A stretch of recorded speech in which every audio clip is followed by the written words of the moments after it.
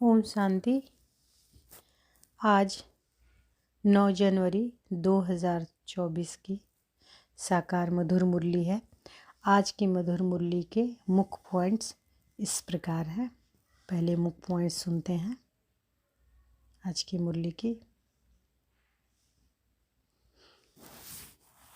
बाबा कहते हैं,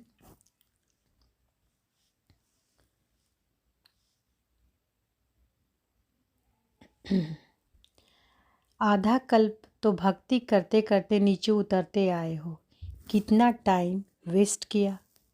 अभी बाप का बनने से तुम्हारी चढ़ती कला हुई है, तो ऐसे बाप से कितनी प्रीत रखनी चाहिए। बाप जो ज्ञान सुनाते हैं, इससे तुमको बहुत सुख मिलता है। तो पढ़ाई पर कितना ध्यान देना चाहिए। एक दिन भी मुरली मिस ना हो, ये कभी नहीं कहना चाहिए कि फुर्सत नहीं मिलती। जितना जो पढ़ेंगे वह उच्च कुल में जाएंगे, लेकिन फिर भी बाप का बनकर कोई कोई माया के पास चले जाते हैं, तो उनको ट्रेटर कहा जाएगा। खाते पीते सिर्फ यह एक आदत डालो कि मैं आत्मा हूँ। काम धंधा करते भी तुम्हें आशिक बन बुद्धि से एक मासूक बाप को याद करना है।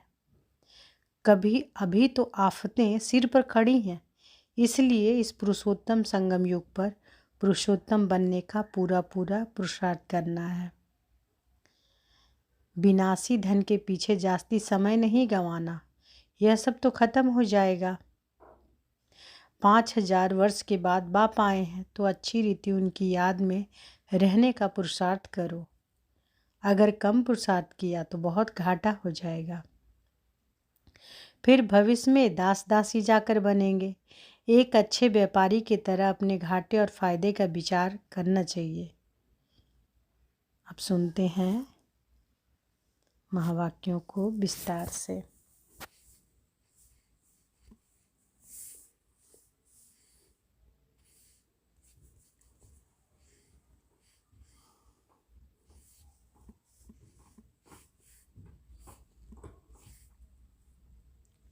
बाबा कहते हैं, मीठे बच्चे, इस पुरुषोत्तम संगम युग पर पुरुषोत्तम बनने का पूरा पुरुषार्थ करो। जितना हो सके याद और पढ़ाई पर अटेंशन दो। इस पुरुषोत्तम संगम युग पर में पुरुषोत्तम बनने का पूरा पुरुषार्थ करो। जितना हो सके याद और पढ़ाई पर टेंशन दो। अटेंशन दो, टेंशन नहीं, है ना।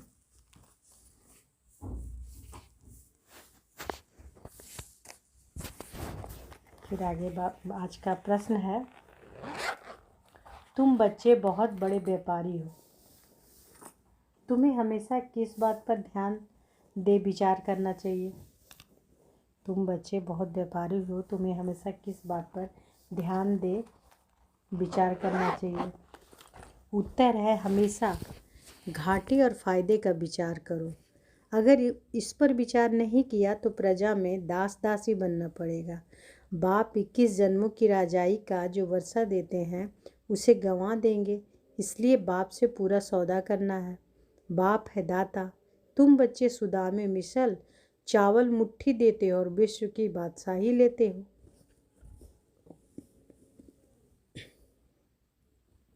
तो बाबा क्या विचार करने कह रहे हैं कि हमेशा घाटे और फायदे पर विचार करो। अगर इस पर विचार नहीं किया तो प्रजा में दास दासी बनना पड़ेगा। बाप 21 जन्मों की राजाई का जो वर्षा देते हैं उसे गवा देंगे, इसलिए बाप से पूरा सौदा करना है। बाप है दाता। तुम बच्चे सुदा में मिसल चावल मुट्ठी देते हो और विश्व की बादशाही लेते हो। ओम शांति। बच्चे यहाँ बैठे हैं, यह स्कूल है, यह कोई सत्संग नहीं है। महंत ब्राह्मण व कोई सन्यासी सामने नहीं बैठा। डर की कोई बात नहीं कि स्वामी नाराज ना हो जाए। भक्ति मार्ग में जब कोई साधु सन्यासी को घर में बुलाते हैं तो उनके पांव धोकर पीते हैं, यह तो बाप है ना। घर में बच्चे कभी बाप से डरते हैं क्या। तुम तो साथ में खाते पीते खेलते हो। सन्यासी गुरु आदि के साथ ऐसे करते हैं क्या। वहाँ तो सारा दिन गुरु जी करते रहते हैं। यहाँ तो ऐसे नहीं करना है। यह तो बाप है। गुरु से अपना वर्षा, टीचर से अपना वर्षा मिलता है। बाप से तो प्रॉपर्टी मिलती है। बच्चा पैदा हुआ और वारिस बना। यहाँ भी बाप के बच्चे बने, बाप का वो पहचाना, बस हम स्वर्ग के मालिक हैं। बाप है ही स्वर्ग का रचयिता। इन लक्ष्मी नारायण ने स्वर्ग की राजाई कैसे और कहाँ से ली, यह कोई भी नहीं जानते। तुम समझते हो हम यह थे फिर बन रहे हैं। मनुष्य तो कुछ भी ख्याल नहीं करते कि यह कौन है, हम किसको पूछते हैं।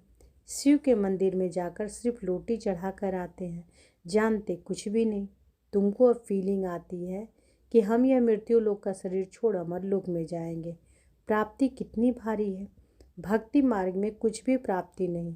बाबा खुद भी कहते हैं कि हमने 12 गुरु किए, अब समझते हैं कि यह तो टाइम वेस्ट हो गया और ही नीचे उतरते गए। परंतु यह भी ड्रामा में नूंद है।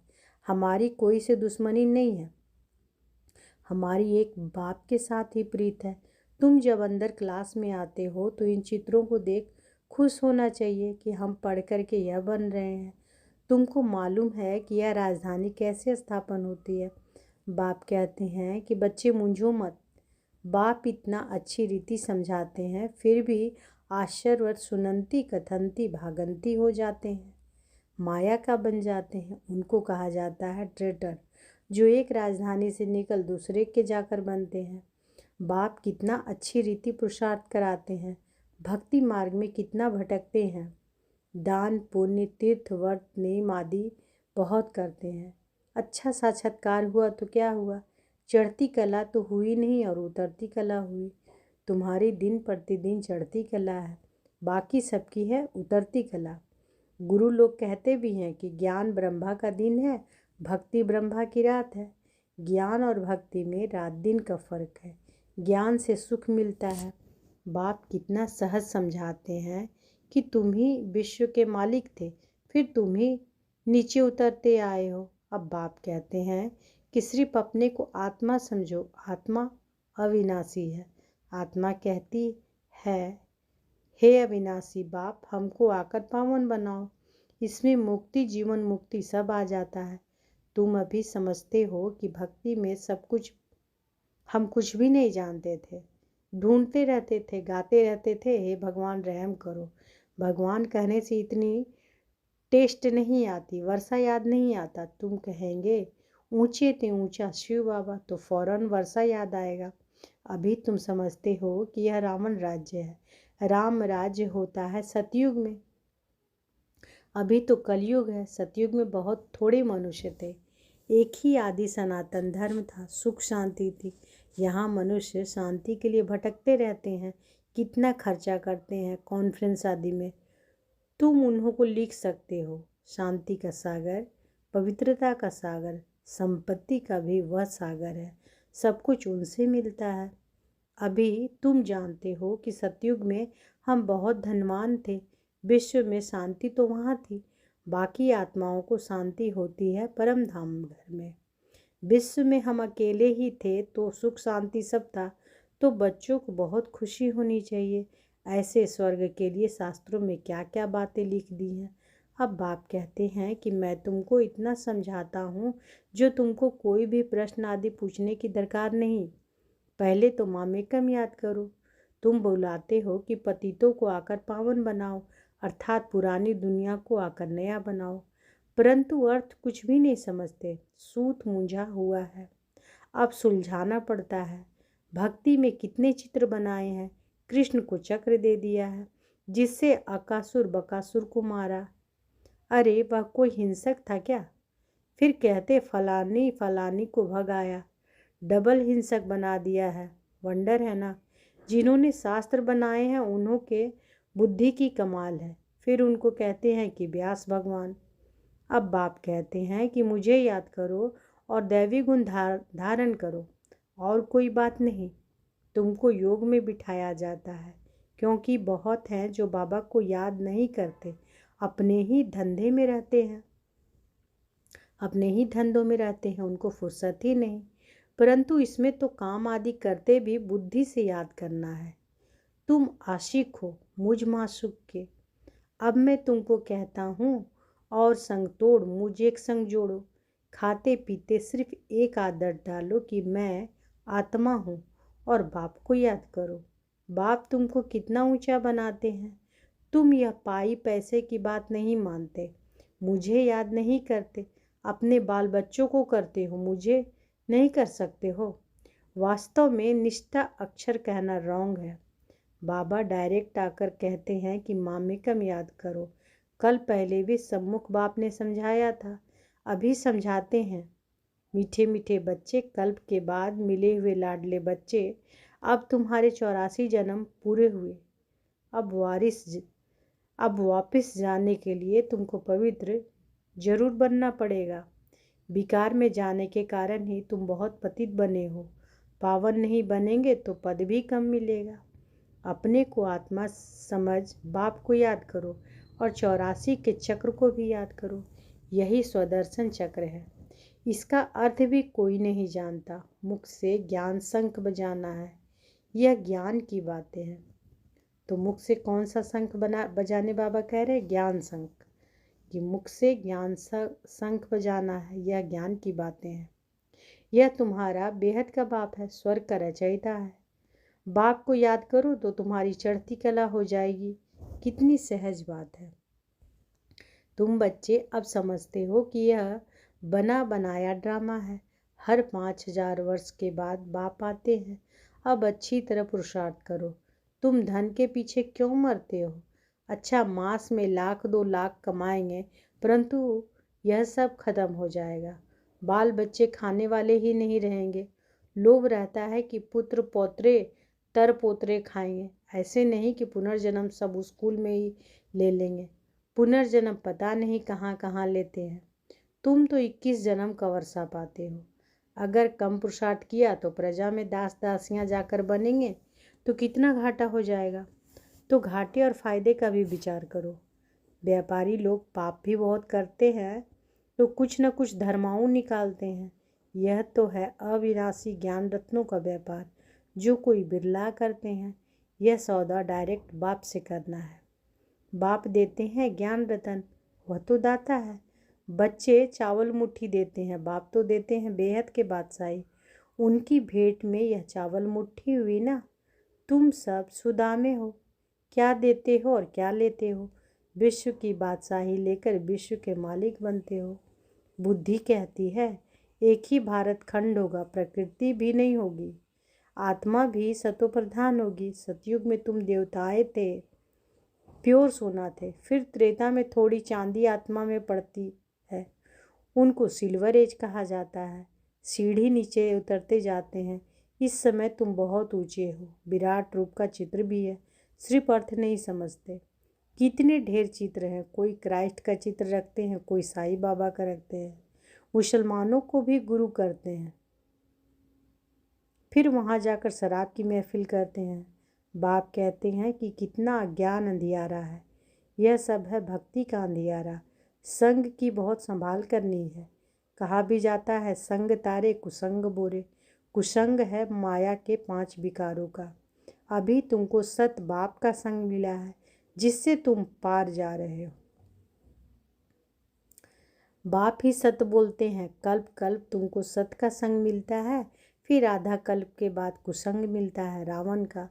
यह भी समझते हो कि कल्प पहले मिसल राजधानी जरूर स्थापन होगी, तुम विश्व के मालिक जरूर बनेंगे।